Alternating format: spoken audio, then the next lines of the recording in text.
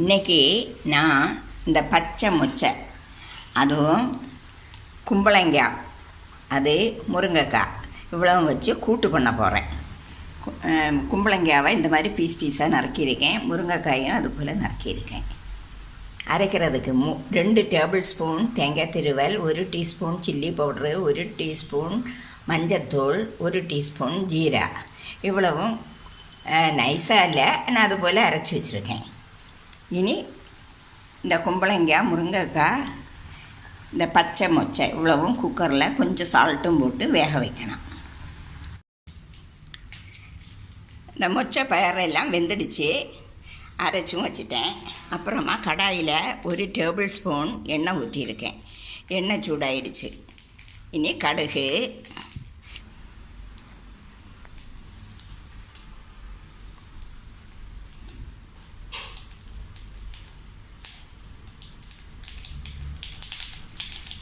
கறிவேப்பிலை,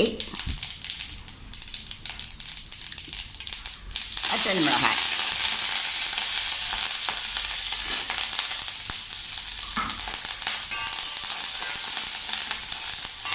அப்புறமா ஒரு வெங்காயத்தை நான் சின்னதாக நறுக்கி வச்சுருக்கேன்.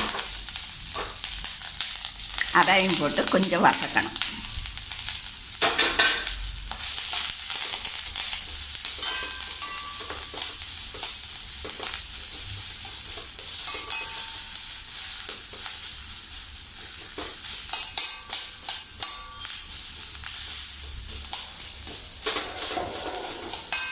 அப்புறம் இந்த அவிச்சு வச்சுருக்கோம் இல்லையா, அதையும் தூக்கி அதில் கொட்டணும்.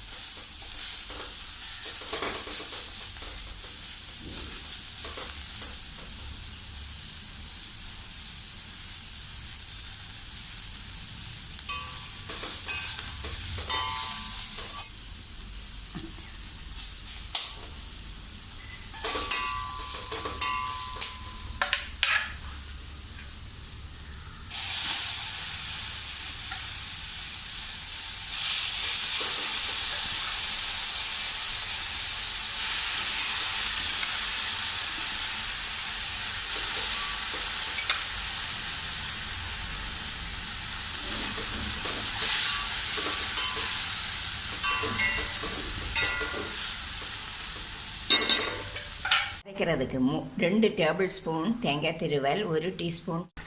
கூட்டு சரியாயிடுச்சு. இனி ஃப்ளேமை ஆஃப் பண்ணிக்கலாம்.